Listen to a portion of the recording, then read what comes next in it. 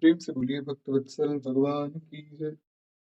तो हमने जो छपे पूर्ण किया, उसमें हमने उन भक्तों का स्मरण किया, जिन्होंने जो भगवान की प्राप्ति के मार्ग पर चले। प्राचीन, बरही, सत्यव्रत, रघुवंश सागर, भगीरथ आदि। अब जो छपे हम सुनने वाले, उसमें उन भक्तों का वर्णन है, जिन्होंने माया को जीत लिया। भगवान की माया हालांकि बड़ी ही प्रबल है महाराज, लेकिन जो भगवान के भक्त हैं, वो माया पर विजय भी प्राप्त कर सकते हैं। इसलिए जो सिद्ध हो जाते हैं भजन में, उन लोगों को माया सताती नहीं है। श्री मलुकदास जी और श्री कबीरदास जी महाराज तो अपनी अपनी पंक्तियों में, अपनी अपनी वाणियों में माया को अनेकों बार जो है चैलेंज भी करते हैं कि अगर हे माया, तुझमें इतनी ही सामर्थ्य है, तो तू हमसे जो है हमारा कुछ अनिष्ट करके दिखा, इत्यादि प्रकार से। तो श्री नाभादास जी वर्णन करते हैं, ऋभुविश्वाकुरुएल काजी रघु रह गए ततुंधा अमृतरंती उन तक भूरी देवल वैवस्वत मनवा रहुष जजाति दिलीप पुरु जदपि गुरु महंता पीपल निमि भरद्वाज दक्ष सर्वंग सधांता संजय समीक उत्तान पाद जाग्ञवल्क जस जाग भरे और तीन चरण धूरी मुखुरी सिर जय जय हरि माया तरे। तो बड़ा सुंदर ये छपे है। इसमें वे वर्णन करते हैं कि जो भक्त भगवान की अपार माया से तर गए, यानी कि जो अपार माया से पार हो गए, जिन्होंने अपार माया को जीत लिया, उसके जाल में नहीं फंसे और उनके चरणों की बहुत सी रज को मैं अपने सिर पर धारण करता हूँ, ऐसा श्री नाभा गोस्वामी जी महाराज लिखते हैं। वे कहते हैं कि इनमें कौन कौन है, वो उनके नाम पहले हम सुन लेते हैं, फिर आगे उनका चरित्र विस्तृत रूप में हम श्रवण करेंगे। कहते हैं सबसे पहले महर्षि त्रिभु, फिर इक्ष्वाकु जी, फिर एल जी, गाधी जी, रघु जी, रय जी, गय जी और सधन्वा जी। उसके बाद अमूर्त जी, रंती देव, उसके बाद उत्तंग, भूरिश्रवा, देवल जी, वैवस्वत मनु, नहुष जी, ययाति जी, दिलीप जी, यदु, गुह, मानधाता, पीपल, निमि जी, भरद्वाज जी, दक्ष जी, शरभंग जी, संजय जी और शमीक जी, श्री पुरु जी और उत्तानपाद जी और श्री याज्ञवल्क्य जी। इस प्रकार से ये जितने भी भक्त हैं, इन्होंने भगवान की माया को जीता है। कहते हैं कि ये भगवत भक्ति की प्रताप से माया को जीतने वाले भक्त सब हुए हैं। तो अब जो है इनका विस्तृत रूप से हम चरित्र श्रवण भी करें। एक बार प्रेम से बोलिए भक्तवत्सल भगवान की जय। तो एक जो चरित्र है, जैसा पहला ही जो चरित्र है महर्षि त्रिभु का, अब महर्षि त्रिभु का नाम संभवतः आप लोगों ने ना सुना हो, तो इसलिए थोड़ा सावधानी से सब चरित्रों को सुनिएगा। कहते हैं कि महर्षि त्रिभु ब्रह्मा के मानस पुत्रों में से एक है। ये स्वभाव से ही जो है ब्रह्म तत्व तथा निवृत्ति परायण भक्त हैं, यानी कि ब्रह्म तत्व को जानने वाले हैं और निवृत्ति परायण हैं, कुछ ज्यादा संसार में सस्ते नहीं। कहते हैं कि तथापि सदगुरु मर्यादा की रक्षा के लिए इन्होंने श्रद्धा भक्ति से युक्त होकर अपने बड़े भाई तस्थु जात की शरण ली और उनसे जो है संप्रदायगत मंत्र, योग, ज्ञान प्राप्त करके वे सर्वदा सहज स्थिति में ही रहने लगे, मल विक्षेप तथा आवरण आदि से रहित। ये जहां भी इनको स्थान मिलता वहीं पड़े रहते थे। कोई ज्यादा घर बना लेना और बहुत बड़ा स्थान बना लेना, इन सब चीजों में पड़ते नहीं थे। जहाँ स्थान मिलता वहीं पड़े रहते थे। इनको वैसे तो ये सिद्ध थे, किसी भी व्यक्ति की या किसी भी वस्तु की आवश्यकता नहीं थी, परंतु बात यह है कि भजन की भी कुछ मर्यादाएं हैं। बिना गुरु के भजन नहीं होता है, आप चाहे कितने ही बड़े सिद्ध हो जाएं, पर हर क्षेत्र में आपको गुरु की आवश्यकता है। आप चाहे किसी भी प्रकार से भक्ति कर रहे हैं, कोई अन्य-अन्य जो योग हैं, भगवान ने अनेक योग का भी वर्णन किया गीता जी में। एक तो भक्ति योग है, भक्ति में तो बिना गुरु के तो भक्ति होती नहीं। आप हठ योग कर रहे हैं, आप तंत्र-मंत्र कर रहे हैं, उसमें भी गुरु की आवश्यकता होती है। तो कोई भी किसी भी प्रकार का आपका मार्ग है, उसमें योग बहुत उसमें गुरु बहुत आवश्यक है महाराज। तो कहते हैं कि इन्होंने भी फिर ब्रह्मा जी की इस मर्यादा को रखने के लिए इन्होंने अपने बड़े भाई की ही शरण ली थी, जिनका नाम संसदोजात था। और कहते हैं ये ज्यादा किसी भी आवरण आदि से रहित थे, कोई बहुत ज्यादा दिखावा नहीं करते थे, जहां जगह मिलते थे वहीं रह जाते थे। कहते हैं यूं ही विचरते हुए महर्षि त्रिभु एक दिन पुलस्त ऋषि के आश्रम में पहुंचे। और वहां जो है पुलस्त के पुत्र निदाघ वेद अध्ययन कर रहे थे। और ये जो निदाघ है, ये इनका भी आगे वर्णन आएगा। कहते हैं ये निदाघ जो है महर्षि पुलस्त के पुत्र निदाघ ने आगे आकर पहले इनको नमस्कार किया। उन्होंने देखा कोई महात्मा आए तो उठकर नमस्कार किया, क्योंकि पुलस्त जी के पुत्र हैं तो बहुत उत्तम संस्कार उनके हैं। रावण भी पुलस्त जी का ही नाती था, इसीलिए रावण को हनुमान जी ने समझाया कि भैया देखो, इतने बड़े महर्षि हैं महर्षि पुलस्त, उनके तुम नाती हो, यानी कि उनके तुम पौत्र हो, तुम अपने कुल का तो विचार करो। तो इस प्रकार से ये पुलस्त जी वही पुलस्त जी हैं। तो कहते हैं कि इनके पुत्र निदाघ जी उठे, प्रणाम किया है महर्षि त्रिभु को। और उसके अधिकार को देखकर महर्षि त्रिभु को बड़ी दया आई। उन्होंने कहा कि देखो, इस जीवन का वास्तविक लाभ आत्मज्ञान प्राप्त करना है। और यदि वेदों का संपूर्ण जो है भाव को रट लिया जाए और वस्तुतः जो तत्व ज्ञान है वो ना हो, तो फिर आपका जो पूरा वेदाध्ययन है वो किसी काम का नहीं है। बड़ी सुंदर बात है। वे कहते हैं कि तुमने अगर संपूर्ण वेदों को रट लिया, बहुत अच्छे से याद कर लिया, और आपको ये समझ नहीं आया है कि वेदों में लिखा क्या है, आपने बस रट लिया है, आपको ये पता नहीं कि उसका अर्थ क्या है, और पता भी है तो आप उसको अपने जीवन में नहीं उतार रहे हैं, तो फिर रटने का कोई बहुत ज्यादा विशेष लाभ होगा नहीं। इसलिए हम लोग यहाँ कोई छप्पे छंद बैठकर रट तो नहीं रहे। ठीक है, किसी को कोई चौपाई याद है, कोई श्लोक याद है, बड़ी अच्छी बात है, होना भी चाहिए। नहीं होता है तो कोई बात नहीं। आपको ये समझना चाहिए कि हमें जीवन में उसको उतारना है, हमें वो बात समझनी है जो कही गई। ठीक है, हमें याद नहीं है तो उसमें कोई आपत्ति ऐसी है नहीं, और अगर है तो बहुत अच्छी बात है। फिर एक बार प्रेम से बोली भक्त वत्सल भगवान की जय। तो कहते हैं इसलिए तुम तत्व के विषय में तो जानो निराग, तुम आत्मज्ञान का संपादन करो। महर्षि त्रिभु की बात सुनकर उसकी जिज्ञासा और जगी, क्योंकि जो ज्ञान है वो सबको नहीं दिया जाता है। ज्ञान बड़े श्रद्धावान व्यक्ति को दिया जाना चाहिए। जो व्यक्ति बहुत श्रद्धा से प्रश्न करे उसको बात बताई जानी चाहिए। ऐसा मैं नहीं कह रहा हूँ, ऐसा शास्त्र वचन है। तो कहते हैं कि महाराज जैसे ही उन्होंने महर्षि त्रिभु की बात सुनी तो उनके मन में जिज्ञासा जगी।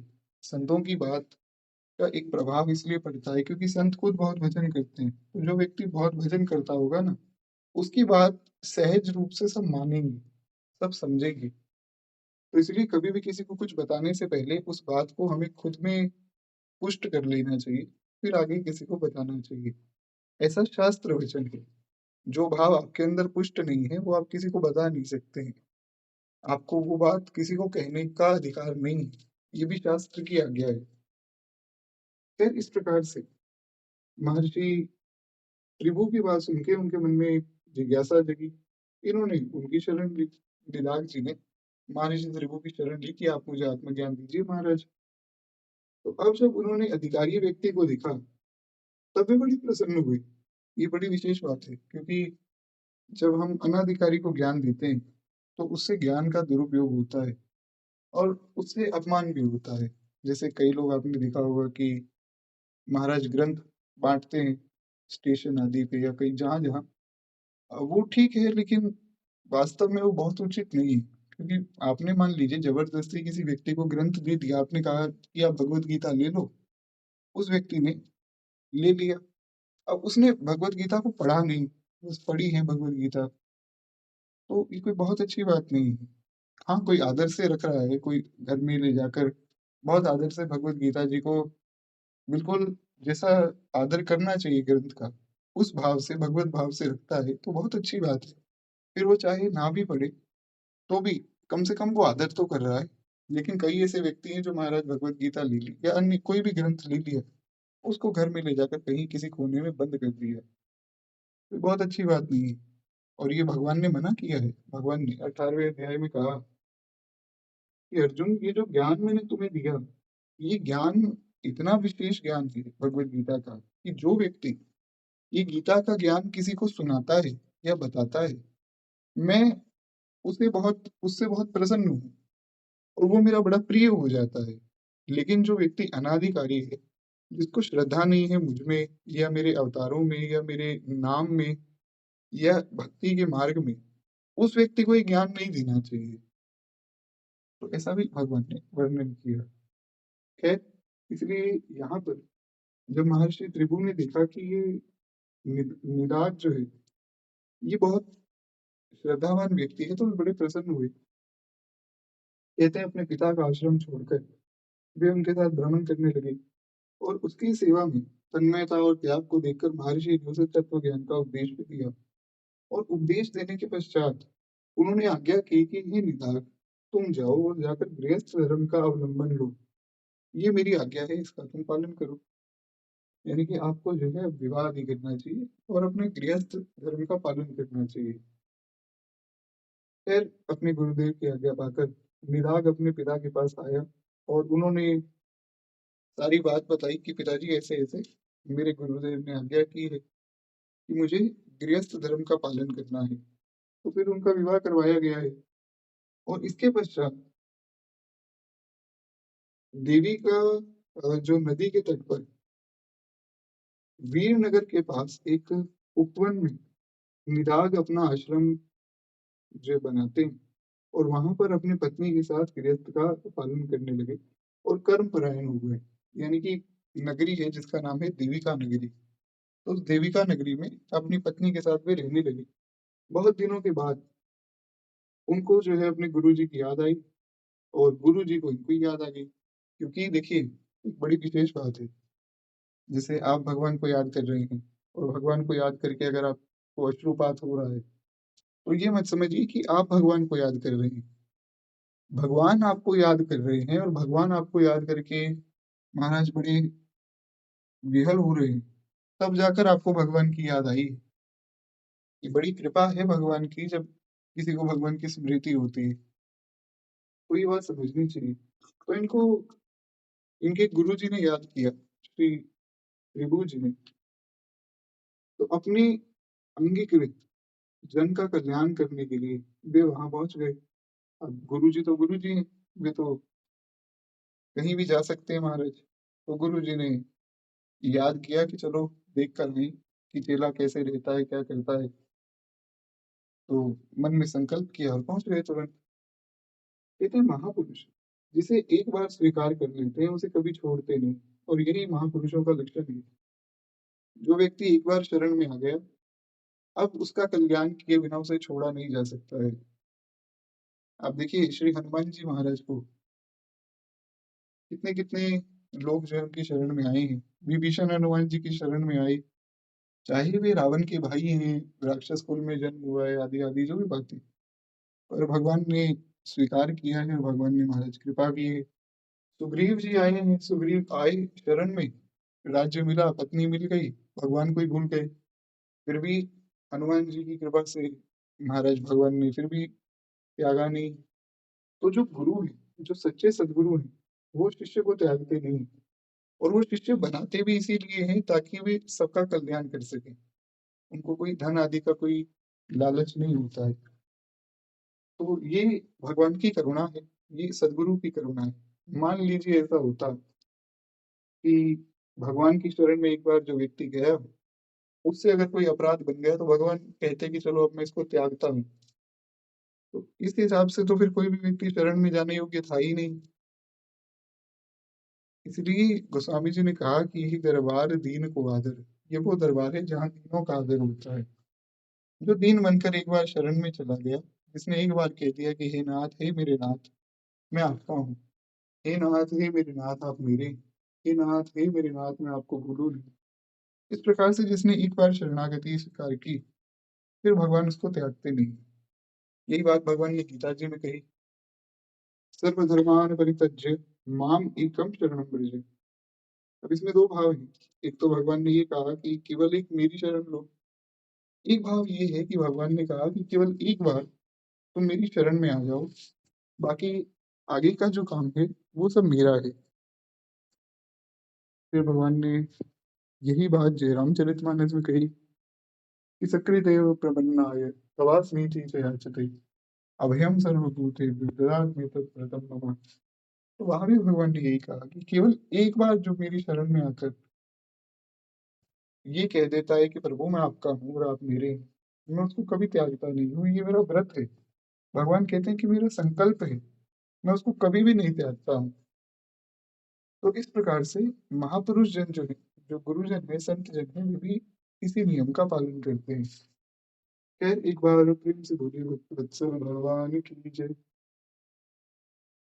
तो कहते हैं कि महाराज वे बलिवेश्वर देव के समय निदाग के द्वार पर उपस्थित हुए, और निदाग ने उन्हें ना पहचानने पर भी गृहस्थ धर्म के अनुसार अतिथि को भगवत रूप समझकर उनकी रुचि के अनुसार भोजन करवाया। हुआ क्या कि जो गुरु जी थे, यानी कि श्री त्रिभु जी, ये त्रिभु जी निदाग के घर पहुंचे। उनको लगा कि मेरा ही शिष्य है, मुझे तो पहचान ही लेगा। पर निदाग ने उनको पहचाना नहीं। पर निदाग ने सोचा कि कोई अतिथि आए हैं। अतिथि कौन? जो अतिथि आए, जो बिना बताए आए, उसको अतिथि कहते हैं। तो ऐसा शास्त्र वर्णन है कि अतिथि देवो भव, कि अतिथि जो है वो भगवान के समान है। ऐसा समझना चाहिए कि इस रूप में श्री ठाकुर जी ही आए हैं। तो मृणाल ने सोचा कि कोई अतिथि आए हैं और बड़े अच्छे महात्मा लग रहे हैं, तो इनको खूब प्रेम से जो है इनका आदर करना चाहिए, अतिथि सत्कार होना चाहिए। तो उन्होंने बड़े प्रेम से जो है भोजन करवाया। अंत में उसने प्रश्न किया कि महाराज, भोजन से तृप्त हो गए आप कहाँ रहते हैं, आप कहाँ से आए हैं, और किधर पधारने की आपकी इच्छा है? ये सब बातें भोजन के बाद पूछी। ये नहीं कि पहले पूछा जाए कि तुम कौन हो और कहाँ से आए हो। ऐसी परंपरा रही है हमारे यहाँ। बड़ी सुंदर बात है कि पहले किसी व्यक्ति को प्रेम से भोजन कराया जाए, फिर उनसे पूछा जाए कि आप कहाँ से आए हैं, कहाँ जा रहे हैं, और आप हैं कौन, इत्यादि प्रकार से। कहते हैं महर्षि त्रिभु ने अपने कृपालु स्वभाव के कारण उपदेश करते हुए उत्तर दिया कि हे ब्राह्मण, भूख और प्यास प्राणों को ही लगती है। मैं प्राण तो हूं नहीं, मैं तो आत्मा हूँ। आत्मा को भूख और प्यास थोड़ी लगती है। जब भूख और प्यास मुझे लगती ही नहीं, तब तृप्ति और अतृप्ति पे मैं क्या बताऊं? जो तृप्त हुआ है उससे पूछो। तो निदाग ने कहा कि फिर तृप्त कौन हुआ? बोले तृप्त हुआ मेरा शरीर। तो बोले महाराज शरीर कैसे बोलेगा? कहते हैं कि स्वस्थता और तृप्ति मन के धर्म है। मन में अगर आपने मान लिया, जैसे कि आपको एक उदाहरण देता हूँ। और बड़ा सुंदर एक प्रश्न भी आया था रात को भगवान जी ने। किसका प्रश्न था कि भगवान को जैसे हम बर्गर पिज्जा आदि का भोग लगा सकते हैं नहीं? तो उसमें देखिए बात ये है कि जैसे हमने भोग लगाया और हमने फिर वो पाया, तो उसी का ही उदाहरण लिया जाए। हमें लगता है कि इस पदार्थ में बड़ी जो कोई बहुत अच्छा गुण है जिससे हम हमारे मन को तृप्ति हो जाएगी, इसलिए हम वो चीजें पाते हैं। तो वो मन का धर्म है। अगर आपको ये कह दिया जाए कि ये पदार्थ जो है निषिद्ध है, ये बड़ा सुंदर उदाहरण है कि रात को ही तो इस पर चर्चा हुई। हाँ, रीना माता जी का प्रश्न था। तो अगर मैं ये कह दूं कि जी ये तो भगवान को भोग नहीं लगेगा, तो फिर आपके मन में भी कभी भी नहीं आएगा कि चलो भगवान को ही जब भोग नहीं लगेगा तो हम क्यों पाए। तो ये मन का धर्म है। अगर हम मन से मान लिए कि अमुक पदार्थ में बड़ी तृप्ति है, तो उसमें है।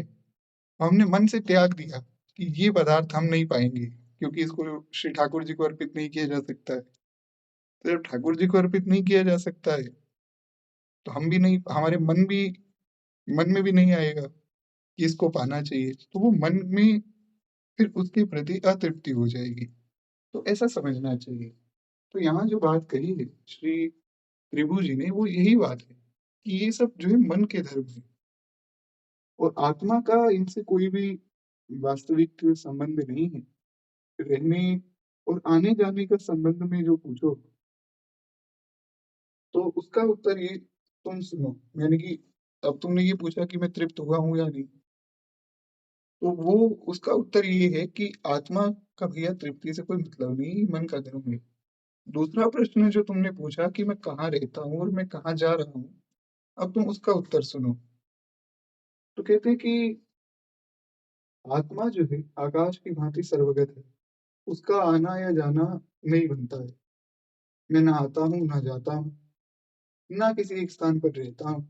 जो सर्वव्यापी परमात्मा का अंश है वो भी सर्वव्यापी है। तो इस प्रकार से मैं आत्मा हूँ, मैं शरीर हूँ ही नहीं। तृप्ति और अतृप्ति के हेतु ये सब रस आदि विषय परिवर्तनशील है, पर कभी जो है अतृप्तिकर पदार्थ तृप्तिकर हो जाते हैं, कभी तृप्तिकर पदार्थ अतृप्तिकर हो जाते हैं। वही बात जो अभी हमने जिसकी चर्चा की, इसमें भी एक बड़ी सुंदर उदाहरण है हमारे पूज्य गुरुदेव भगवान की। एक बार महाराज जी जब बहुत छोटे थे, तो उस समय महाराज जी लोक में ही, मतलब जो लोग कोई विवाह होते हैं ना, जिसे हमारे यहाँ सामान्य विवाह होते हैं, एक तो होते हैं महापुरुषों के विवाह जो बहुत अच्छे भगवान के भक्त हैं, उनके विवाह दिव्य होते हैं क्योंकि उन विवाह में देवता भी आते हैं। सामान्य रूप से जो विवाह आदि होते हैं वो लौकिक विवाह है। तो महाराज जी तो बहुत छोटे थे उस समय, तो महाराज जी अपनी माता जी के साथ गए। गए तो महाराज वहां महाराज जी ने देखा कि रसगुल्ला जो है वो पड़ा था, और सब महाराज जी के गांव में सब ब्राह्मण रहने वाले थे। तो महाराज जी को ये पता नहीं था कि ये रसगुल्ला है, ये मिठाई है। उनको लगा कि ये तो अंडा है। तो सब लोग पा रहे थे, तो महाराज जी ने सोचा कि बताओ ये कैसे ब्राह्मण है, ये लोग महाराज जी अभक्ष्य पदार्थ पा रहे हैं। तो उनको फिर जो है बमन हो गया। फिर उनके जो दादाजी हैं उन्होंने पूछा कि भैया क्या बात है, तुम बड़े बीमार हो गए अचानक से। बोले कि मैंने वहां देखा कि सब ब्राह्मण हैं और ब्राह्मण होकर सब अभक्ष्य पदार्थ पा रहे हैं, ये तो अच्छी बात नहीं है। तो दादाजी ने पूछा कि भैया ऐसा कौन सा पदार्थ सबने पाया। बोले वो सफेद सफेद जो पदार्थ है। तो महाराज जी को बताया गया कि ये कोई अभक्ष्य पदार्थ नहीं है, ये तो रसगुल्ला है, ये तो मिठाई है, ये तो दूध से बनता है महाराज। तो महाराज जी बड़े प्रसन्न हो गए। तो उसके बाद अब तो महाराज जी पाते हैं। तो वही बात यहाँ कही गई है कि जो अतृप्तिकर पदार्थ है, ऐसा हो सकता है कि वो बाद में कभी तृप्तिकर हो जाए, और जो तृप्तिकर पदार्थ है ऐसा हो सकता है वो बाद में अतृप्तिकर हो जाए। वही एग्जाम्पल जो भी हमने सुनी, हो सकता है जो लोग कंठी आदि लेकर बैठे हैं, शायद उससे पहले वे ये मोमोज और पिज्जा आदि कुछ खाते हो, फिर उन्होंने देखा कि इसका भोग नहीं लगता है तो उन्होंने खाना छोड़ दिया। इस प्रकार से यहाँ पर वही बात कही गई है। कहते हैं कि इसीलिए जो विषम स्वभाव के पदार्थों पर आस्था मत करो, इनकी ओर से दृष्टि को मोड़कर त्रिगुण और व्यवस्था और समस्त जो है अनात्म वस्तुओं को ऊपर उठकर अपने अपनी स्थिति को पहचानो। बड़ी सुंदर बात है। उनके गुरुजी ने बताया कि देखो ऐसा करो कि तुम जो ये विचार कर रहे हो ना कि अमुक पदार्थ में ये सुख है और अमुक पदार्थ में ये सुख है, इन सब चीजों को छोड़ो और इनसे ऊपर उठो और अपनी स्थिति को पहचानो। अपने विषय में जानो कि मैं कौन हूँ, मैं यहाँ क्यों आया हूँ, मेरा इस संसार में क्या कार्य है। भगवान ने मुझे अगर इस संसार में भेजा है तो क्यों भेजा, और अगर मैं भगवान को पाने आया हूँ तो किस प्रकार से भगवान को पाया जा सकता है, इत्यादि प्रकार से सब बातों का तुम चिंतन करो और जानो, अपने विषय में जानो। अपने आप तक पहुंचना यही हमारा लक्ष्य है, और यही सबसे कठिन कार्य है। ऐसा मैं नहीं कह रहा हूँ, ऐसा पूरी वाले शंकराचार्य जी महाराज वर्णन करते हैं कि जीव जब अपने आप को जान लेता है तब अन्य कुछ जानना शेष नहीं रहता है, क्योंकि अपने तो उसको ये समझ आएगा कि हम भगवान के अंश है। तो हमारा यहाँ आने का उद्देश्य क्या है, हमारा यहाँ आने का उद्देश्य ये है कि हम भगवान की प्राप्ति करें। तो इत्यादि प्रकार से सब बातें उसको स्वतः ही समझ आ जाएंगी। खैर एक बार प्रेम से बोलिए भक्त वत्सल भगवान की जय। एक बात मुझे बताइए, खैर मैं पूछना ही भूल गया। मेरी आवाज़ आप लोगों को सही आ रही है ना आज? आज क्या है कि मेरी तबीयत थोड़ी ठीक नहीं है, तो उस कारण से शायद रुक-रुक कर आवाज़ आ रही होगी। जी, तो खैर यहाँ पर वही बात महाराज महर्षि त्रिभु ने बताई कि देखो, तुम माया पर विजय प्राप्त करो और भगवान को और अपने स्वरूप को समझो। कहते हैं कि महर्षि त्रिभु के इन अमृतमय वचनों को सुनकर निदाग उनके चरणों में गिर गए और फिर उन्होंने बतलाया कि मैं तुम्हारा गुरु त्रिभु हूँ। तुम मुझे पहचान नहीं पाए, कोई बात नहीं, लेकिन मैं तुम्हें बता देता हूँ कि भैया मैं तुम्हारा गुरु हूँ। गुरुजी बनाए थे ना, मंत्र लिया था, भूल गए क्या? इस प्रकार से कितनी करुणा महापुरुष करते हैं कि स्वयं वे याद दिला रहे हैं कि भैया मैं जो है मैंने तुम्हें मंत्र दिया था और तुम मुझे भूल गए, कोई बात नहीं। अब जो है अभी भी समय है, भजन साधन में लगो। कहते हैं कि निदाग को बड़ी प्रसन्नता हुई। महर्षि फिर वहां से चले गए, क्योंकि ऐसा होता है जब कोई शिष्य जो है मार्ग से भटक रहा हो ना, तब गुरुजन उसको मार्ग दिखाते हैं। कहते हैं इस प्रकार से निदाग ने फिर उनकी बात को समझा। कई ऐसे भी लोग होते हैं जो जिनको बहुत समझाया जाए फिर भी वो बात को मानते नहीं। तो यहाँ जो निदाग जी ने कार्य किया ये बड़ा उत्तम है, क्योंकि उन्होंने अपने गुरुजी की बात मानी, मार्ग पर चले। आगे चलकर थोड़ा-सा वे भूल गए उन सब बातों को, संसार में उनका मन लग गया। फिर गुरुजी आए समझाने। अब गुरुजी समझा कर गए, अब निदाग जी के मन में पुनः सारी बातें ध्यान में आई और अब वे मान रहे हैं। कुछ मेरे जैसे लोग होते हैं जिनको नित्य गुरुजन समझाते हैं, नित्य प्रेरणा होती है कि भैया भजन साधन में लग जाओ। पर मैं भी एक हट करके बैठा हूँ कि मैं तो भजन करूँगा ही नहीं। तो ऐसे जो लोग हैं वो थोड़ा-सा अच्छा काम नहीं कर रहे हैं। खैर, कहते हैं कि बहुत दिनों पश्चात महर्षि त्रिभु वहाँ पधारे। संयोगवश उस दिन श्री वीरपुर नरेश की सवारी निकल रही थी। सड़क पर बड़ी भीड़ थी। निदाग एक ओर खड़े होकर भीड़ हट जाने की प्रतीक्षा कर रहे थे। इतने में ही महर्षि ने इनके पास आकर पूछा कि भैया ये भीड़ कैसी है? तो निदाग जी ने पहले तो प्रणाम किया कि गुरुजी आए हैं। तो निदाग जी ने उत्तर दिया कि गुरुजी, राजा की सवारी निकल रही है, इस कारण से बड़ी भीड़ है। तो उन्होंने कहा कि तुम तो जो है जानकर जान पड़ते हो, यानी कि ऐसा लगता है कि तुम बड़े जानकार व्यक्ति हो भैया। तो मुझे ये बताओ कि इनमें जो है कौन राजा है और बाकी लोग कौन हैं? तो निदाग ने कहा कि जो इस पर्वत के समान ऊंचे हाथी पर सवार हैं वो राजा हैं, और बाकी जितने लोग हैं वो तो सब कोई मंत्री है और कोई सैनिक है, इत्यादि प्रकार से बाकी सब लोग हैं। तो त्रिभु ने पूछा कि महाराज, मुझे हाथी और राजा का ऐसा लक्षण बताओ कि मैं समक्ष जाकर ये समझ सकूं कि ऊपर क्या है और नीचे क्या है। अब ये क्या है कि ये तत्व की चर्चा है थोड़ी सी, ये वैसे तो कोई बहुत इसमें क्लिष्ट बात नहीं है, बहुत कोई कठिन बात नहीं, पर अगर थोड़ा सावधानी से समझेंगे तो आप लोग समझ जाएंगे। अब जैसे हम देखते हैं सब कुछ भगवतमय होना चाहिए।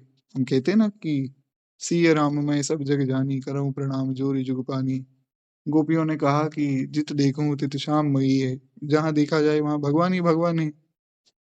तो ऐसा ही हमारे गुरुदेव भगवान एक बड़ा सुंदर भाव देते हैं कि देखो, सारा विश्व ब्रह्मांड जब भगवत स्वरूप दिखता है तो उसका लक्षण क्या है? एक तो ये अर्थ हो गया कि आपको सब में भगवान दिख रहे हैं। दूसरी एक बात है, ये बड़ी सुंदर बात है, वो ये है कि आप पूरे विश्व को भगवान का स्वरूप देखो। कैसे? जैसे अर्जुन ने देखा। अब वो कैसे देखे महाराज? जैसे आपने पहाड़ देखे, तो पहाड़ को आप जब देखें तो ये सोचिए कि ये भगवान की हड्डियां हैं। जब आप नदियों को देखें, तो आप ये सोचिए कि ये भगवान का रक्त प्रवाह है। तो इत्यादि प्रकार से पूरे विश्व को जब आप भगवान के स्वरूप में देखेंगे, तो आपको समझ आएगा कि विशाल ब्रह्मांड भगवान का स्वरूप है, और वास्तव में ऐसा है। इसमें कोई ऐसा नहीं कि कोरी भावना की बात है। तो ये वास्तव में ऐसा है, कि सब कुछ भगवान ही तो है महाराज, भगवान से भिन्न क्या है? इसीलिए इस प्रकार से ऐसा भाव भी करेंगे ना, तो ये बड़ा सुंदर भाव है। इसको और गहराई से समझने के लिए पहले खूब नाम जप करना पड़ेगा, भगवान को, गुरुजनों को समर्पण करना पड़ेगा, तब ऐसे सब भाव महाराज मन में आते हैं। अब जैसे हमने कथा की शुरुआत में चर्चा की, कि जो भाव आपके अंदर ही नहीं है, वो आप दूसरों को क्या उपदेश देंगे? तो भैया मैं तो इन सब विषयों में कुछ जानता हूँ नहीं, मैं तो संसार में डूबा हुआ व्यक्ति हूँ। कभी ऐसा कुछ अनुभव होगा, तो इस पर चर्चा करेंगे। तो यहाँ भी वही बात कही जा रही है, यहाँ कुछ अलग नहीं कहा जा रहा है, बस इतना है कि हम लोग जैसे भगवान की चर्चा कर रहे हैं कि हर वस्तु में, विषय में भगवान ही भगवान है। यहाँ उस ब्रह्म तत्व की बात की जा रही है। वो ब्रह्म तत्व भगवान ही है, अलग कुछ नहीं है। खैर एक बार प्रेम से बोलिए भक्त वत्सल भगवान की जय।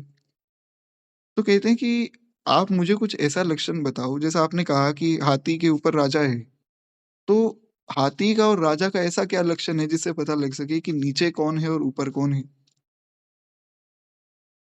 तो अब निदाघ जी ने सोचने लगे कि ये कैसा प्रश्न है? तो जैसे ही उन्होंने प्रश्न सुना, वे झपट कर उन पर सवार हो गए और उन्होंने कहा कि देखो, अब मैं राजा की भांति आपके ऊपर हूँ और आप हाथी की भांति नीचे हो महाराज। तो अब समझ जाओ कि राजा और हाथी कौन है। महर्षि त्रिभु ने बड़ी शांति से कहा कि यदि तुम राजा और मैं हाथी की भांति स्थित हूँ, तो बताओ कि तुम कौन हो और मैं कौन हूँ? ये प्रश्न का समाधान नहीं हुआ ना। जैसे मैं आपको एक उदाहरण देता हूँ। मान लीजिए कोई एक व्यक्ति जो है, मान लीजिए जैसे हम यहाँ कथा सुन रहे हैं, ऐसा कभी श्री ठाकुर जी कृपा करें कोई योग बने, तो हम लोग जैसे लाइव आमने-सामने बैठकर मान लीजिए कथा सुन रहे हैं। ऐसा होगा कभी भगवान कृपा करेंगे तो। तो वहाँ कोई बहुत बड़े महापुरुष आए।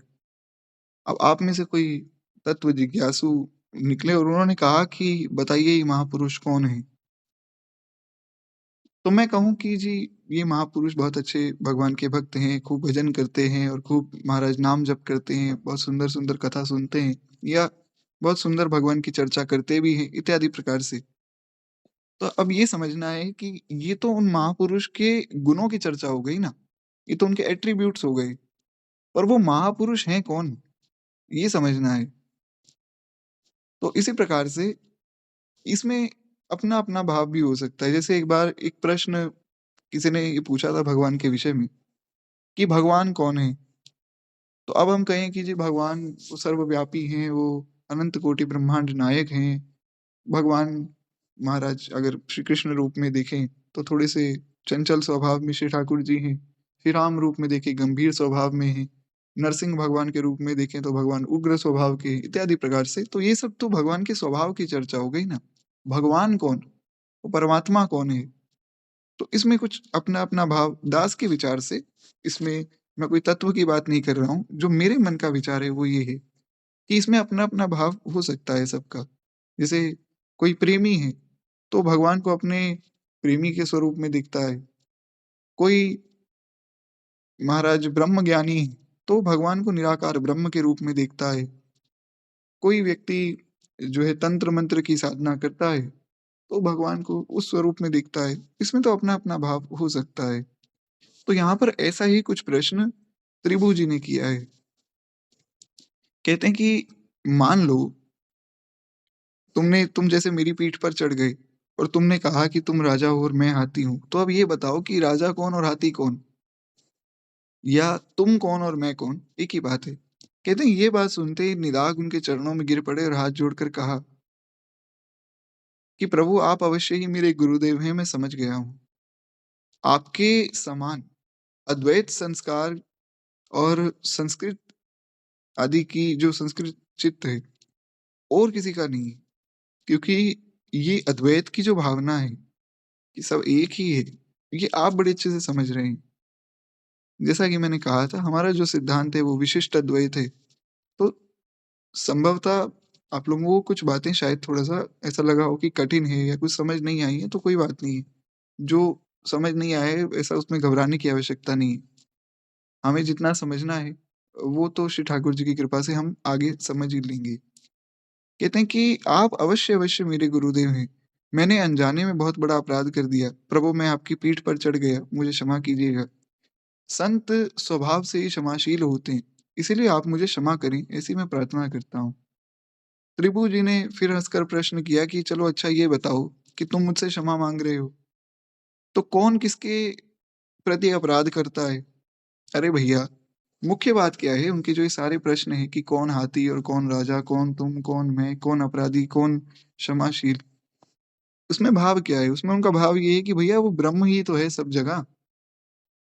जब वो सब जगह ब्रह्म ही है, तो ब्रह्म ही ब्रह्म का अपराध कर रहा है और ब्रह्म ही ब्रह्म को सज़ा दे रहा है, ब्रह्म ही ब्रह्म को क्षमा कर रहा है, इत्यादि प्रकार से।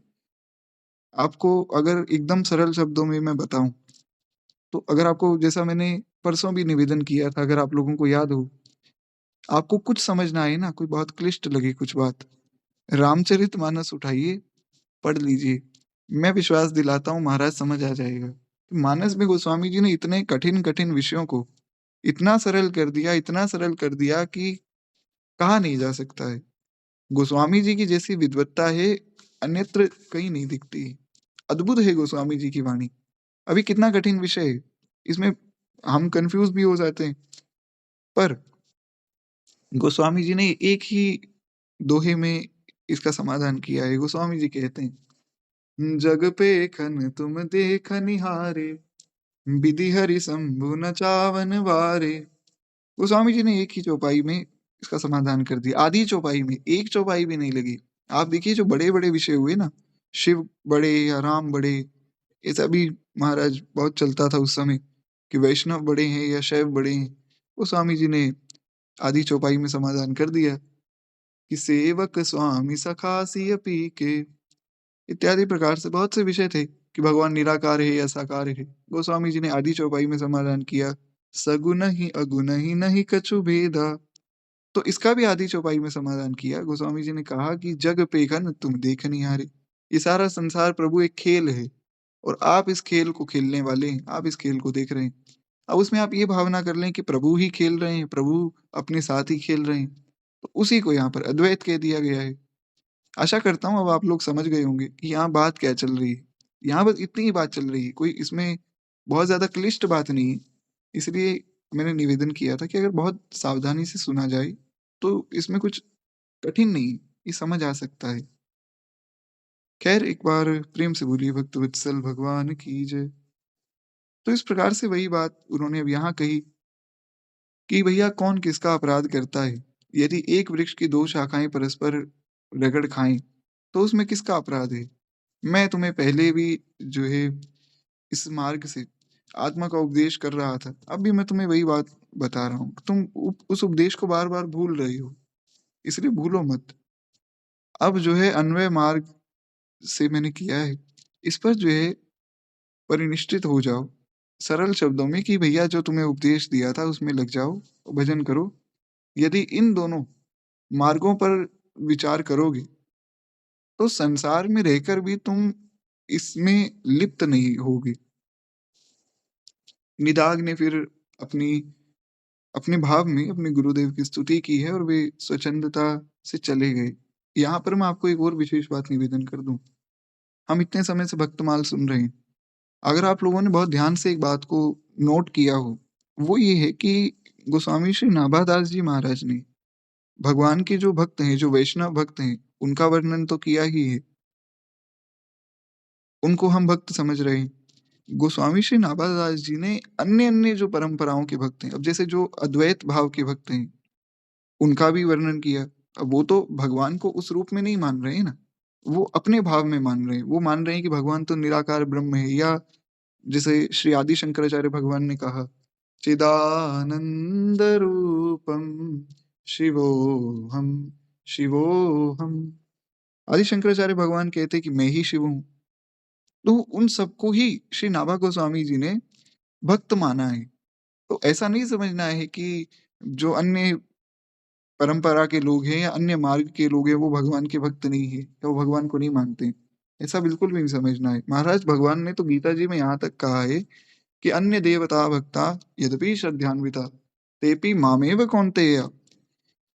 यद्यपि अविधिपूर्वकम् यजन्ते अविधिपूर्वकम्, इस प्रकार से एक श्लोक है। श्लोक का संख्या तो मुझे ध्यान में नहीं, शायद 9वें अध्याय का 23वां श्लोक है या 16वें अध्याय का 23वां श्लोक है। अब मुझे ध्यान में नहीं है श्लोक की संख्या क्या है, मतलब ये श्लोक है, उसमें भगवान कह रहे हैं कि अर्जुन, हाँ, 9वें अध्याय का 22वां श्लोक है, आप पढ़ सकते हैं। तो भगवान कहते हैं कि देखो, जो अन्य देवताओं के भक्त हैं, वो भी वास्तव में मेरे ही भक्त हैं। कैसे महाराज? वो ऐसे है कि जैसे कोई नदी है, वो नदी अंत में जाकर मिलेगी तो समुद्र में ही। तो अगर आप समुद्र में जाएँगे, तो समुद्र में आपको सब नदियों का जल मिल जाएगा। लेकिन अगर आप सोचें कि एक-एक नदी का जल लें, तो एक-एक नदी करते जाइए, अंत में ऐसा होगा कि आप समुद्र तक पहुँच जाएँगे। लेकिन उसमें कठिनाई ये है कि एक-एक नदी का आप जल जब पीने जाएँगे ना, आप पी नहीं पाएँगे। 33 करोड़ देवी-देवता तो बताए जाते हैं। 33 कोटि नहीं, 33 करोड़ देवी-देवता तो कहे गए कि 33 करोड़ देवी-देवता हैं। देवी-देवता कोई 33 करोड़ नहीं है, अनंत हैं, असंख्य हैं। तो आप सबको थोड़ी जो है प्रसन्न कर सकते हैं। एक जन्म में क्या, हज़ारों, करोड़ों जन्मों में भी आप सबको प्रसन्न नहीं कर सकते हैं। और इतने में ही श्री व्यास भगवान कहते हैं कि भैया भगवान की शरण हो जाओ। गोपियों ने कहा कि ज़्यादा कुछ करना नहीं है। तब कथामृतम तप्त जीवनम। गोपियों ने कहा कि प्रभु, हमें तो केवल आपकी कथा ही अच्छी लगती है और आप ही अच्छे लगते हैं महाराज। और यही बात रहीमदास जी ने कही कि एकै साधे सब सधे और सब साधे सब जाए, रहीमन मूल ही सींची बो, जो फूले फले गाय। तो केवल भगवान का भजन कर लिया जाए, सबका भजन हो जाएगा। तो इस प्रकार से समझना है कि वास्तव में जो भी व्यक्ति जिस भी मार्ग को मान रहा है, अंतो गत्वा वो पहुंचेगा वो भगवान तक ही। इस जन्म में ना पहुंचे, अगले जन्म में पहुंचेगा, कभी ना कभी तो पहुंचेगा। जो देवताओं की भक्ति कर रहे हैं, मान लीजिए बहुत अच्छे से कोई व्यक्ति किसी देवता का भजन करता है, तो वो देवता क्या करेंगे? कृपा करके उस व्यक्ति को भगवान की शरण में डाल देंगे। तो इस प्रकार से अंततो गत्वा पहुंचना वही है, आना यही है सबको, जाएगा और कोई कहीं भी नहीं। तो इसलिए नाभा गोस्वामी जी की दृष्टि कितनी व्यापक है, कितना उदार उनका भाव है कि उन्होंने प्रत्येक व्यक्ति को, जो व्यक्ति इस मार्ग में चला है, भगवत प्राप्ति के मार्ग में, किसी भी रास्ते से चला हो, उसको उन्होंने भक्त माना है। तो इसलिए हमें भी सबको भगवान के भक्त के स्वरूप में ही दिखना चाहिए। श्री गुरुदेव भगवान इस बात को बताते हैं कि भैया या तो सबको भगवान के रूप में देखो, या सबको भक्त के रूप में देखो। तो मैं इस बात को पूर्णतः समझ नहीं पाया था। मैं सोचता था कि इसमें और अभी कहते हैं ना क्लैरिटी चाहिए कि यहाँ पर बात कही क्या जा रही है, पूज्य गुरुदेव भगवान क्या कहना चाह रहे हैं। शायद गुरुदेव भगवान यही कहना चाह रहे हो कि भैया जो जिस मार्ग में है उसको ऐसा समझो कि वो भगवान के चरणों में ही जा रहा है। ये श्री नाभा गोस्वामी जी की व्यापक दृष्टि से आज कुछ समझने का प्रयास हुआ, तो ये बड़ी सुंदर बात है। एक बार प्रेम से बोलिए श्री नाभा गोस्वामी जी महाराज की जय। बड़ा ही अद्भुत उनका भाव है और कितनी उदारता संतों में होती है, वो आज यहाँ हमें देखने को मिला भी महाराज। तो कहते हैं इसी प्रकार से त्रिभु की इस क्षमाशीलता को सुनकर जो सनकादि गुरुओं को बड़ा आश्चर्य हुआ। सनकादिक आदि जो गुरु हैं, उन्होंने सोचा कि भैया ये त्रिभु जी ने ऐसी सब लीला रची कि इनका जो शिष्य है वो उनकी पीठ पे चढ़ गया और इस प्रकार से उन्होंने क्षमा भी कर दिया। तो ये तो बात ठीक नहीं है। शिष्य को समझ कैसे आएगा कि गुरु जी की मर्यादा क्या है? ऐसे तो फिर कोई भी व्यक्ति ऐसा करेगा ना कि गुरु जी को कुछ भी कह देगा और फिर कह देगा कि गुरु जी गलती हो गई, क्षमा कर दीजिए। अरे गुरुजनों की, संतजनों की कुछ मर्यादा है।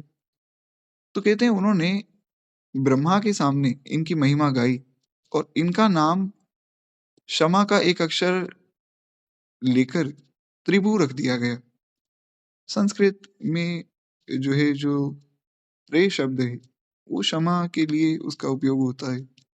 कहते हैं कि तब से जो है सांप्रदायिक लोग इन्हें त्रिभुक्षानंद के नाम से स्मरण करने लगे। इस प्रकार से इनका ये नाम पड़ा। कहते हैं इनकी कृपा से निदाघ जो है वो आत्मनिष्ठ हो गई। इन्होंने एक ही शिष्य बनाया संभवतः, ऐसा मैं ये नहीं कह रहा हूँ कि ऐसा होगा।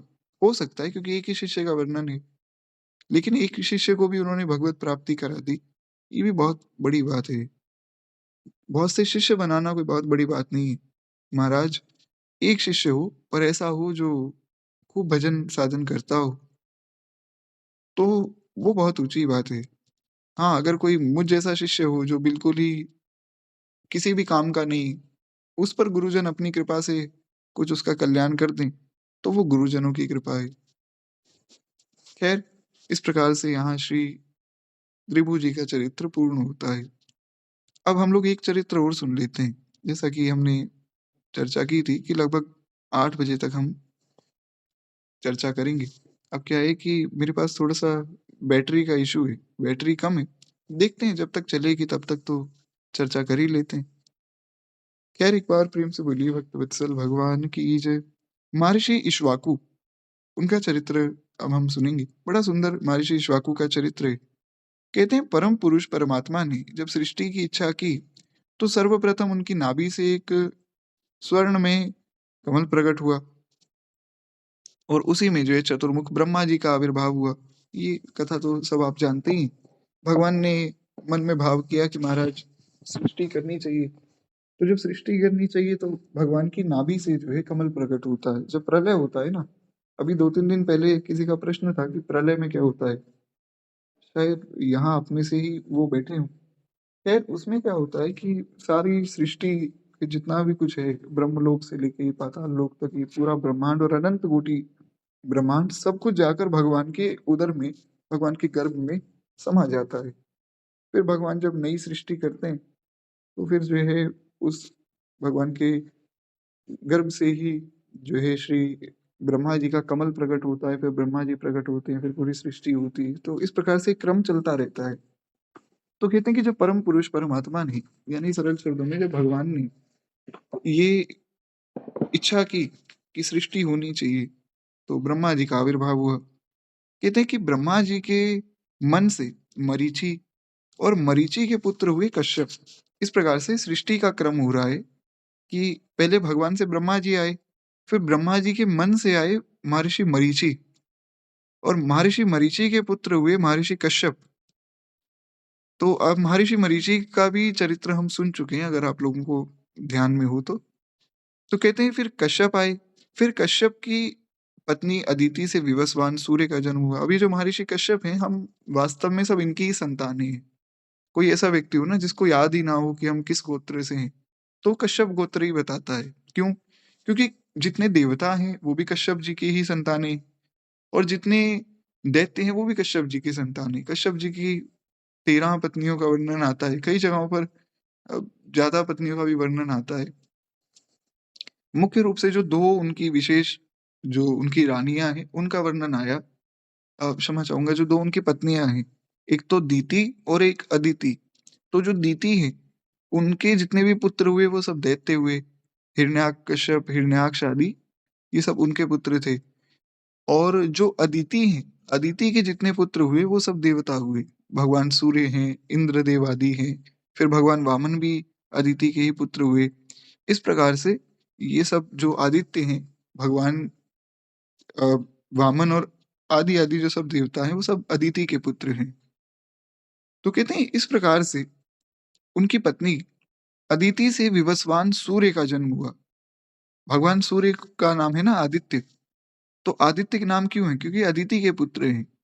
तो केवल भगवान सूर्य का नाम आदित्य नहीं है, भगवान वामन का नाम भी आदित्य है, भगवान इंद्र का नाम भी आदित्य इत्यादि प्रकार से। तो कहते हैं कि विवस्वान सूर्य का जन्म हुआ। सूर्य देव का जो वास्तविक नाम है वो है विवस्वान। भगवत गीता 4थे अध्याय में भी इसका वर्णन भगवान ने किया है।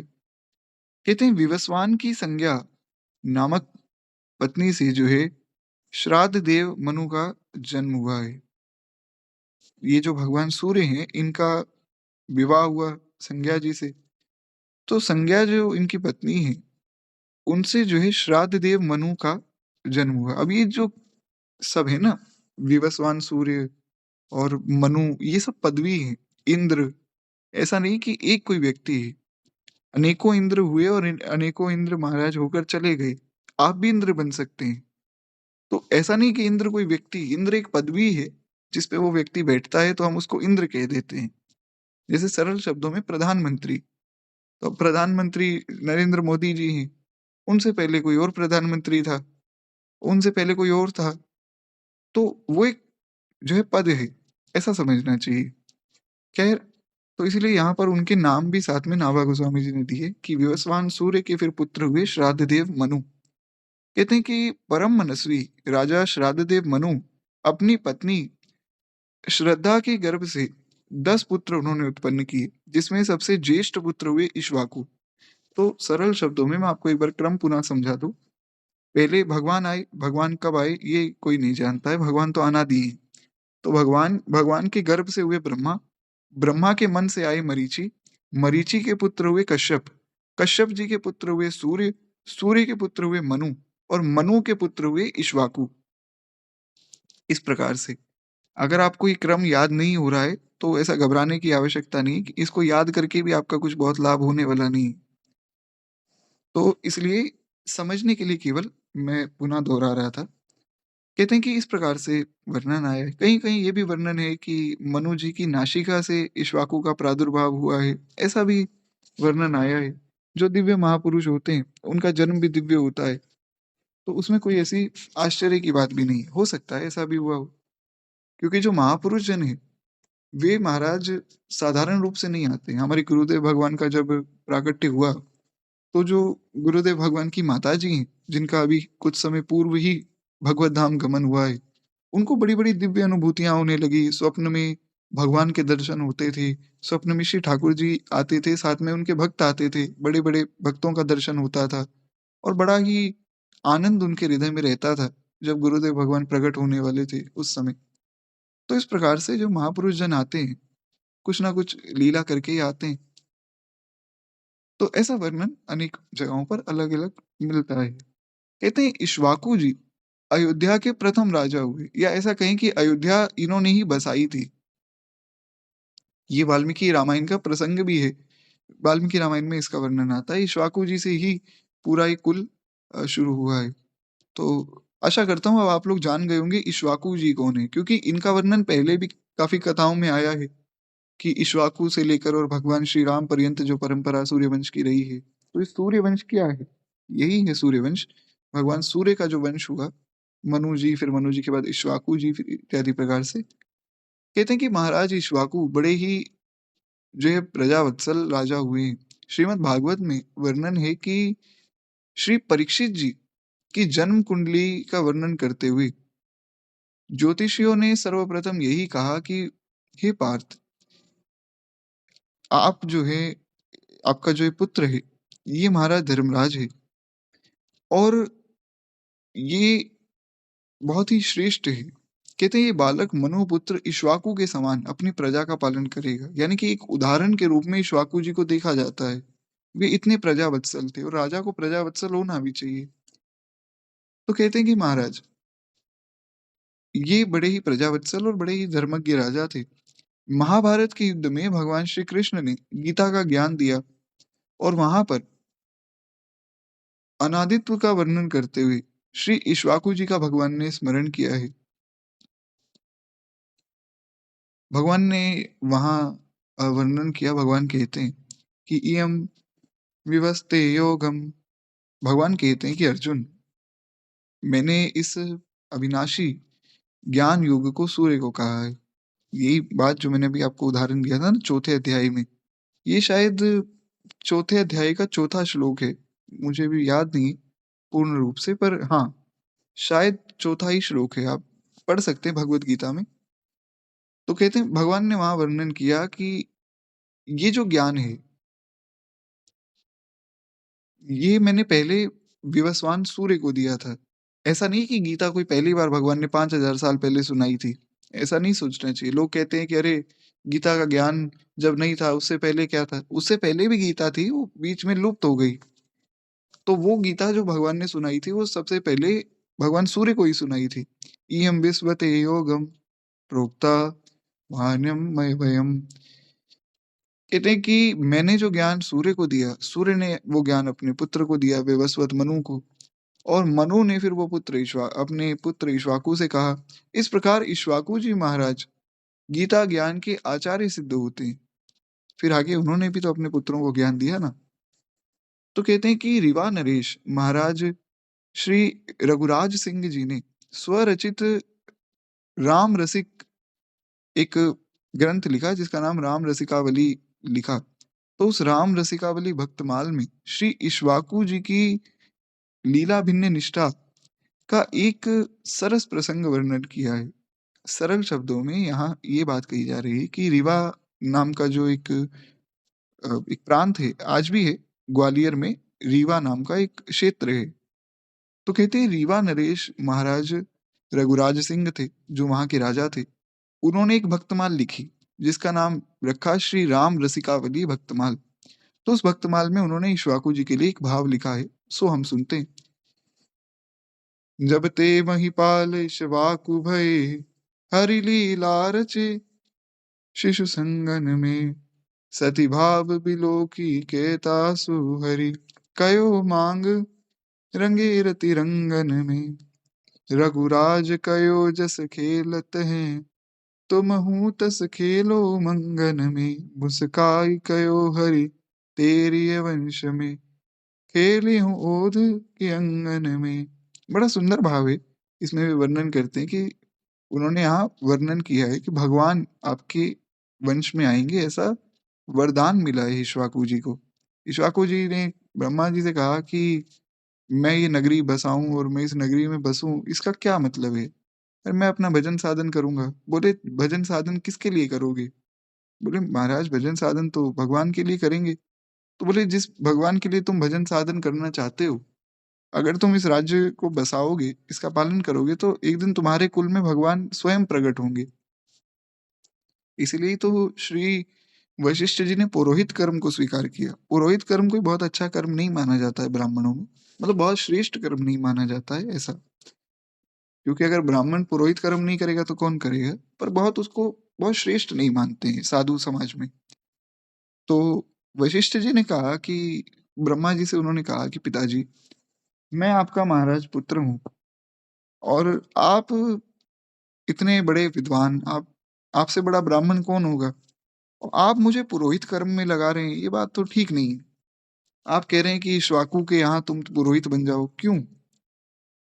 तो ब्रह्मा जी ने कहा कि हे पुत्र, तुम जिसको पाना चाहते हो ना, जिस परमात्मा का तुम भजन करना चाहते हो, वो परमात्मा इन्हीं के कुल में आएंगे और ये सब राजा तो चले जाएंगे, ये तो एक एक करके मरते जाएंगे, तुम नहीं मरोगे। ये बड़ी विशेष बात है। उन्होंने कहा कि तुम मरोगे नहीं, तुम इक्ष्वाकु से लेके और जब तक भगवान नहीं आएंगे तब तक तुम सबके गुरु रहोगे, सबके आचार्य रहोगे। तो ऐसा आप सोचिए कि कितनी बड़ी आयु रही होगी श्री वशिष्ठ जी की, कि जब त्रेता युग में भगवान आए हैं, उससे पहले जितने भी राजा हुए, सब राजाओं के गुरु वशिष्ठ जी ही रहे। और सोचिए उनका कितना विशेष रूप से क्या उनके अंदर ज्ञान होगा, जो इतने समय से चलता आ रहा है। नित्य अध्ययन आदि वे करते ही होंगे। तो कोई सामान्य महापुरुष नहीं वशिष्ठ जी, भगवान के समान है वशिष्ठ जी। ऐसा भी वर्णन है कि भगवान ही वशिष्ठ रूप में आए, तो उसमें भी कोई बहुत अतिशयोक्ति नहीं। तो खैर इस प्रकार से इसी भाव से वशिष्ठ जी ने भी पुरोहित स्वीकार किया है। कहते हैं कि एक बार महाराज इक्ष्वाकु तीर्थ यात्रा करते हुए श्री जापक मुनि के आश्रम में पहुंचे। मुनि ने राजा को जो है अर्घ्य पाद्य और आसन देकर कुशल मंगल पूछने के बाद इस प्रकार से कहा कि महाराज आपका खूब स्वागत है, आप यहाँ पधारें। कहते हैं मैं अपनी शक्ति के अनुसार आपकी क्या सेवा कर सकता हूँ, आप ये मुझे बताइए। इस प्रकार से उन्होंने पूछा। राजा ने कहा कि हे विप्रदेव, हे प्रभु, मैं तो क्षत्रिय राजा हूँ और आप महाराज ब्राह्मण हैं। मैं आपकी क्या सेवा करूँ? आप मेरी क्या सेवा करेंगे? अरे सेवा तो मैं आपकी करूँगा ना। तो मैं कुछ जो है आपको धन देना चाहता हूँ, ऐसा मेरे मन में भाव है, चाहता हूँ। ब्राह्मण ने कहा कि ये नरेश्वर, आप उन ब्राह्मणों को दान करें जो प्रवृत्ति के मार्ग में हो। भैया मैं तो इन सब चीज़ों से बहुत दूर हूँ, मुझे कुछ चाहिए ही नहीं। अगर कोई ऐसा ब्राह्मण है जिनका कोई घर परिवार है, उनका पालन करना है, उनको आप दे दीजिए। मेरा तो ना कोई घर परिवार है, ना मुझे कोई बहुत धन की आवश्यकता है। अपना एक लंगोटी लगाते हैं, एक अचला पहनते हैं, इतना ही काम हो गया। बाकी भोजन प्रसादी में जो भगवान की इच्छा से मिल जावे सो मिल जावे। तो मुझे इस धन की कोई आवश्यकता नहीं है। आपको किसी को देना है तो आप उन ब्राह्मणों को दान कीजिए। कहते हैं कि आपसे मैं दान नहीं ले सकता हूँ। हाँ, आपका जो भी अभिष्ट हो, आप वो कहें। आपको दान आप किस लिए दे रहे हैं, आपको क्या चाहिए आप वो बताइए, वो मैं आपको दे दूँगा। तो ये एक बड़ी विशेष बात है, जो लोभ से रहित है। हमने जो है 2-3 दिन पहले कथा में चर्चा की, अगर आप लोगों को याद हो, परम पूज्य श्री दादा गुरुदेव भगवान के चरित्र में हमने ये चर्चा की थी कि महाराज जी बिल्कुल लोभ से रहित होकर कथा कहते थे। तो जो व्यक्ति लोभ से रहित है ना, वो भजन के मार्ग में बड़ी जल्दी आगे बढ़ता है, जिसको आवश्यकता ही नहीं है किसी भी वस्तु की, कोई लोभ नहीं, तो वो भगवान की प्राप्ति में बहुत जल्दी लग जाता है। तो वही बात यहाँ वे ब्राह्मण कहते हैं, उन्होंने कहा कि आपको जो चाहिए मैं आपको दे दूँगा। आप मुझे धन आदि मत दीजिए, आप बताइए आपको क्या चाहिए? तो इक्ष्वाकु जी ने कहा कि क्षत्रियों को याचना का अभ्यास नहीं होता। हम क्षत्रिय हैं, हम राजा हैं, हम महाराज माँगते नहीं किसी से। इसलिए जब भरत जी ने कहा कि हे प्रयागराज, मैं राजा हूँ और हमारे यहाँ ये परंपरा रही नहीं कि हम कभी किसी से कुछ माँगे। पर मैं आज अपने धर्म का त्याग करके तुमसे माँगता हूँ। फिर जो माँगा है वो तो अद्भुत ही माँगा है महाराज। सीताराम चरण रति मोरे, अनुदिन बढ़हु अनुग्रह तोरे। बड़ा सुंदर भाव है। खैर इस प्रकार से यही बात इक्ष्वाकु जी ने कही। इक्ष्वाकु जी ने कहा कि हम तो राजा हैं, हम याचना करते नहीं। हाँ, हमारा भाव है देने का, हम देते हैं। यदि कभी ऐसा कोई प्रसंग प्राप्त होता है, तो हम लोग यही कहते हैं कि हमें युद्ध दो, क्योंकि युद्ध करेंगे तो और हमारी प्रतिष्ठा होगी, और प्रतिष्ठा होगी तो हम और महाराज हमारा वर्चस्व होगा, इसलिए युद्ध हमें मिल जाए। तो ब्राह्मण ने कहा कि ये नरेश्वर, जैसे आप अपने धर्म से संतुष्ट हैं, उसी तरह हम भी अपने धर्म से संतुष्ट हैं। कहते हैं कि हम दोनों में कोई अंतर नहीं, अतः आपको जो अच्छा लगे आप वही कीजिए। महाराज इक्ष्वाकु ने उनके उदार चेता उन ब्राह्मण मुनि से इनकी समस्त जप साधना का फल मांग लिया, क्योंकि ब्राह्मण ने कहा कि कुछ मांगना चाहते हो तो तुम मांग लो, मैं दे दूंगा। तो राजा ने कहा कि अगर आपको देना ही है, तो आपने जितना जप तप साधन सब किया है, आप उसका सारा फल मुझे दे दीजिए। अब तो महाराज जी घबरा गए। तो कहते हैं मुनि ने सहर्ष संकल्प किया। फिर उन्होंने कहा कि चलो ठीक है, जब मांगा है अतिथि तो भगवान के स्वरूप हैं। तो संकल्प करके राजा इक्ष्वाकु को वो सारा पुण्य दे दिया। तत्पश्चात राजा इक्ष्वाकु ने अपने समस्त पुण्य का जो है फल समर्पित किया है और कहा कि हमारा और आपका सारा पुण्य हम दोनों के लिए समान हो। यानी कि यहाँ से मुनि ने जो है अपना फल दिया और वहां से राजा इक्ष्वाकु ने अपना सारा फल दे दिया, समान हो गया। कहते हैं हम साथ साथ जो है उसका उपभोग करेंगे। जापक मुनि ने जो है इनका अनुरोध स्वीकार कर लिया। फिर तो वे दोनों एक दूसरे पर उपकार करते हुए एक साथ हो गए। राजा इक्ष्वाकु ने जापक मुनि को अपना पुण्य दे दिया, जापक मुनि ने अपना पुण्य राजा इक्ष्वाकु को दे दिया, समान हो गए दोनों। तो इस प्रकार से दोनों महाराज एक समान हो गए, ऐसा यहाँ नाभा गोस्वामी जी कहना चाहते हैं। जी बिल्कुल, कथा तो 5 बजे ही हो रही है। तो जो पहले का समय वही है, वो क्या है 2 दिन बीच में थोड़ा मैं बाहर था, इस कारण से कथा हो नहीं पाई। 5 बजे का मतलब 5:05 या 5:10, थोड़ा 5-7 मिनट बस ऊपर, बाकी सेम ही टाइम है। खैर एक बार प्रेम से बोलिए भक्तवत्सल भगवान की जय। कहते हैं कि इस प्रकार से आप दोनों एक समान हुए और वे एक ही साथ मन को विषयों की ओर से हटाकर मन सहित प्राण, अपान, उदान, समान, व्यान इन 5 प्राण वायुओं में सुषुम्ना मार्ग के द्वारा जो है मूर्धा को स्थित करके समाधि में स्थित हो गए। सरल शब्दों में मैं एक यहाँ भाव निवेदन कर दूं। यहाँ जो बात कही जा रही है, 5 प्रकार के प्राण बताए जाते हैं। पंच प्राण उन्हें कहा जाता है। तो उसमें प्राण, अपान, उदान, समान, व्यान ये कहा जाता है। भोजन जब करते हैं ना, तो भोजन में भी ऐसे ही पुराने महात्माओं में निष्ठा है, ऐसा कहना भी चाहिए। भगवान जब पंच कवल करते हैं, भोजन में एक पंच कवल विधि होती है कि भोजन आपने आरंभ किया, भगवान को प्रणाम किया, धन्यवाद किया, आदि-आदि सब बातें हैं। तो पहले जो 5 ग्रास हैं, उसमें 5 प्राणों को संतुष्ट किया जाता है। प्राणाय स्वाहा, अपानाय स्वाहा, उदानाय स्वाहा, समानाय स्वाहा, व्यानाय स्वाहा इत्यादि प्रकार से। तो ये जो पंच प्राण हैं, पंच वायु हैं, इन पंच वायुओं को सुषुम्ना मार्ग से मूर्धा में स्थित करके फिर समाधि में स्थित हो गए। इसका सरल भाव इतना है कि उन्होंने इन पंच प्राणों को सिद्ध किया। सिद्ध करके जो सुषुम्ना नाड़ी है, उसमें ध्यान लगाकर फिर समाधिस्थ हो गए, ऐसा। तो कहते हैं तत्पश्चात दोनों ही ब्रह्मरंध्र का भेदन करते हुए दिव्य रूप धारण करके ब्रह्मलोक को गए और सभी देवताओं के देखते-देखते श्री ब्रह्मा जी के मुखारविंद में प्रविष्ट हो गए। सरल शब्दों में बात इतनी है कि इन दोनों ने वहां बैठकर योग की क्रियाएं की। अब देखिए क्या होता है, जैसा अभी हमने चर्चा की, अलग-अलग मार्ग हैं। हमारा जो मार्ग है उसमें ये है कि जैसे पूज्य श्री प्रेमानंद महाराज कहते हैं ना कि हम तो एक लिफ्ट में बैठे हैं, तो हमें हमारे गुरुदेव जो है वो भगवान तक ले जाएँगे। तो हमारा तो एक वो मार्ग हो गया। जो योगियों का मार्ग है वो ऐसा है कि वो लोग क्या करते हैं, जब उनको समाधिस्थ होना होता है, तो अपनी सारी चेतनाओं को एक साथ समेटकर पूरा ध्यान अपने स्वरूप में लगाते हैं। फिर पाँचों प्राणों को एकत्रित करते हैं। फिर जो है सुषुम्ना नाड़ी से उनका देह छूट जाता है। ऐसा उनको देह छोड़ना नहीं पड़ता है। जब कोई व्यक्ति मरता है, तो महाराज यमलोक से जो यमदूत आते हैं और यमदूत आकर उस व्यक्ति को बहुत मारते हैं। मारकर उसकी आत्मा को शरीर से अलग करते हैं।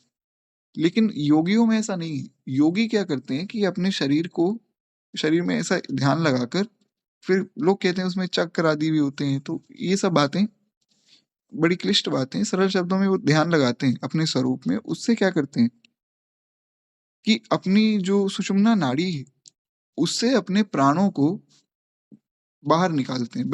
एक ब्रह्मरंध्र होता है सिर के बीच में, तो वहां से अपने प्राण निकाल लेते हैं। फिर शरीर छूट गया। अब उस शरीर को कोई कितना ही कष्ट दे, जब उसमें प्राण ही नहीं है, तो उसको कष्ट तो होगा ही नहीं। तो उसको जला दिया जाए या जल समाधि दे दी जाए, उसका कोई बहुत विशेष उससे फर्क पड़ेगा नहीं। तो इस प्रकार से फिर वो लोग भगवान के पास चले जाते हैं। और जो लोग ऐसा नहीं कर सकते हैं, जिनको ये सब विधि नहीं आती, वो भगवान की शरण में रहे महाराज, भगवान अपने आप कल्याण कर देंगे। भगवान ने कहा है कि मोक्षयिष्यामि मा शुच, मैं तुम्हारा कल्याण करवाऊंगा, तुम चिंता मत करो। तो सरल शब्दों में इस प्रकार से श्री इक्ष्वाकु जी और श्री जापक मुनि दोनों का ही कल्याण हुआ है। एक बार प्रेम से बोलिए भक्त वत्सल भगवान की जय।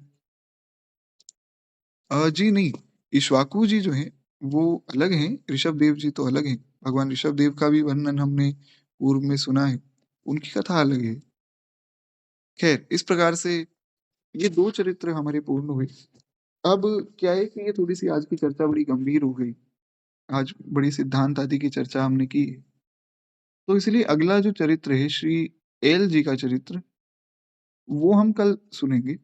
क्या है कि ये जो भक्त हैं, जितने भी भक्त हैं जिन्होंने माया पर विजय पाई है, इनके चरित्रों में थोड़ी-सी ऐसी सिद्धांत की चर्चा है।